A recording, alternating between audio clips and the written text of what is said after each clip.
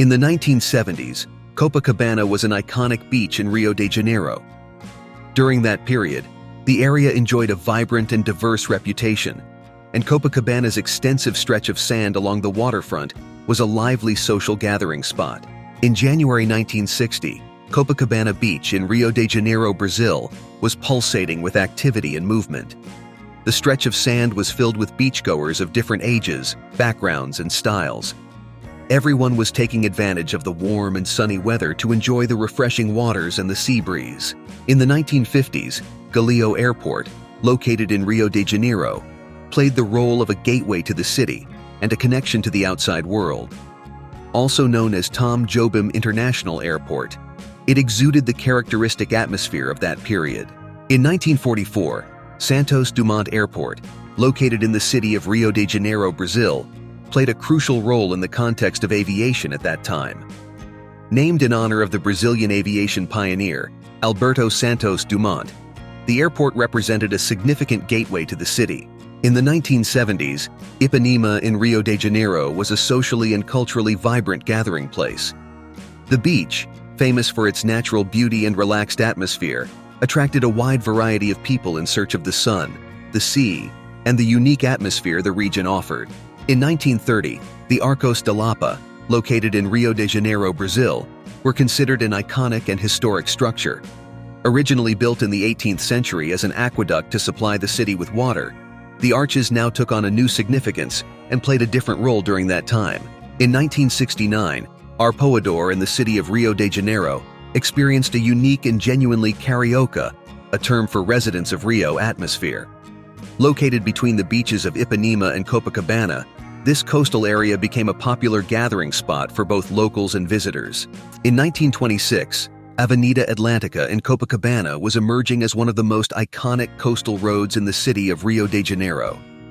This avenue ran alongside the beautiful Copacabana beach and was undergoing urbanization and growth, starting to stand out as a landmark at the time. In 1907, Avenida Beira-Mar, located in the city of Rio de Janeiro, was in its early stages of development and evolution. This coastal road was beginning to emerge as a crucial element that ran along the coast and connected various areas of the city. In 1975, Praia do Pepino, located in Rio de Janeiro, Brazil, displayed a scenery that blended natural elements with traces of urban development in a serene environment. The extensive stretch of sand along this beach, bordering the Atlantic Ocean, attracted sunseekers looking to enjoy the sun and calm waters. In the photograph taken in 1910, we can contemplate Avenida Niemeyer in its early days.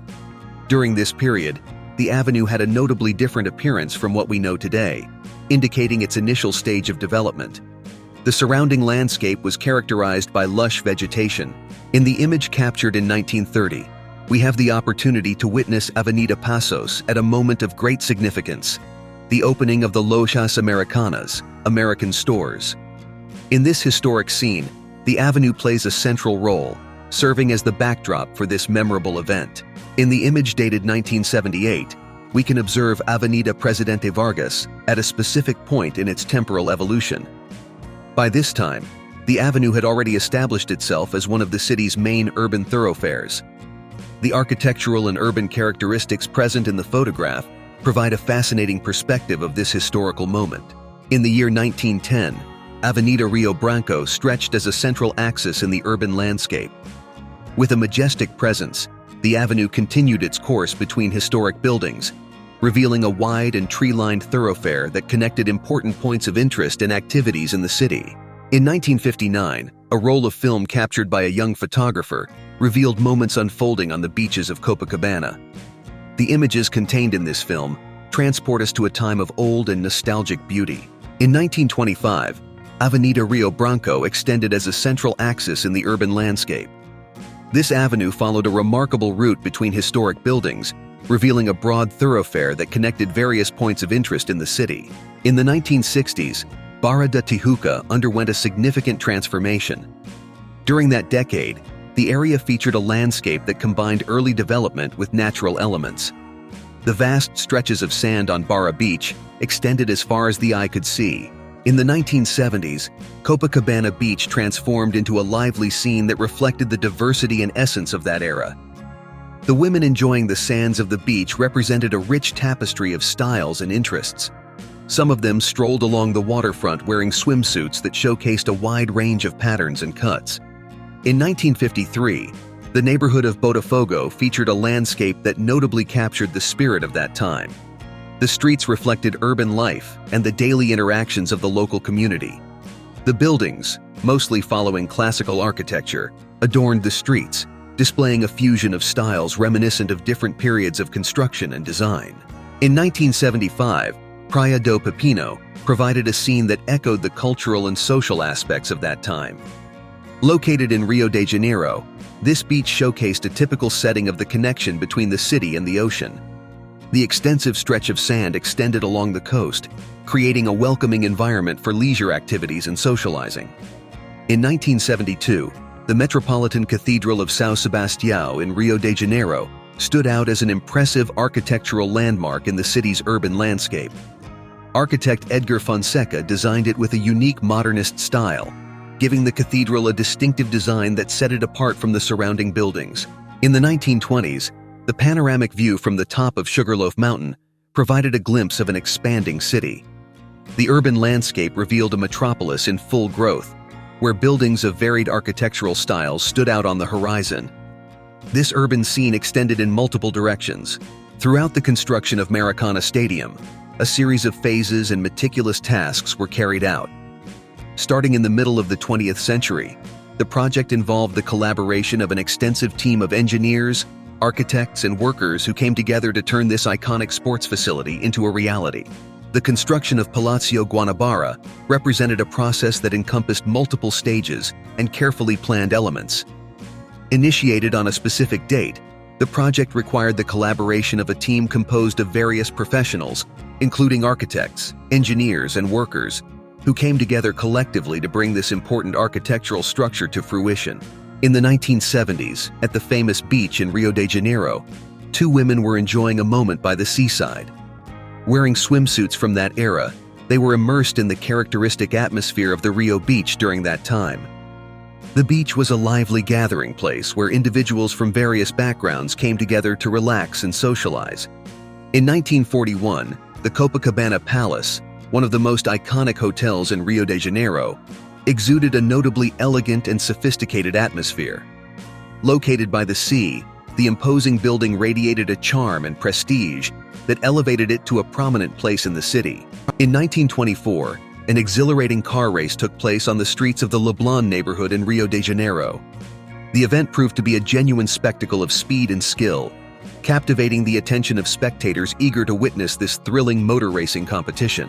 In 1932, Avenida Rio Branco in Rio de Janeiro witnessed a solemn and significant funeral procession in honor of Santos Dumont, the pioneer of Brazilian aviation.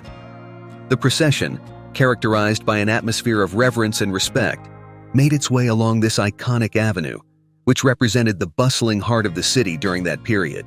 In 1910, the ferry station played a crucial role as a point of connection and mobility in the city. Strategically located, this station served as a link between the land and water transportation systems, facilitating the efficient flow of passengers and goods. In the 1970s, in Rio de Janeiro, a woman was in a bar, wearing clothing that was representative of the decade. She sported the distinctive fashion style of that era, with psychedelic prints or patterns that were in vogue during that season. In the 1920s, Flamengo Beach offered a charming view of tranquility and leisure by the sea. Located in a serene area of Rio de Janeiro, this coastal stretch was a refuge for those who yearned for moments of relaxation and contemplation. In the 1970s, the atmosphere in the general stands of Maracana Stadium was a unique blend of passion, energy, and sporting fervor. Located in the center of the stadium, this section of the stands was the epicenter of the passionate crowd, creating a scene that captured the essence of Rio de Janeiro's football. In 1971, the neighborhood of Ipanema experienced a time of remarkable transformations. Located in the heart of Rio de Janeiro, this renowned neighborhood in the southern zone was at the height of its popularity. Its streets revealed a fascinating fusion between urban life and natural elements. In 1905, the neighborhood of Lapa, located in the city of Rio de Janeiro, had a landscape that reflected urban life, and the richness of cultural diversity of that period. Situated in the central region of the city, Lapa stood out for its bustling streets and a variety of buildings with different architectural styles. In the 1970s, Copacabana was an iconic destination in the city of Rio de Janeiro, often chosen by locals and visitors alike as a place to relax and enjoy the beach. During that time, it was a common sight to see women casually and informally enjoying the sun on Copacabana Beach. In the 1980s, the beaches of Rio de Janeiro remained lively settings for social gatherings and fun. In this context, it was common to see women enjoying the sands and seawaters while wearing swimwear that followed the beach fashion trends of the time.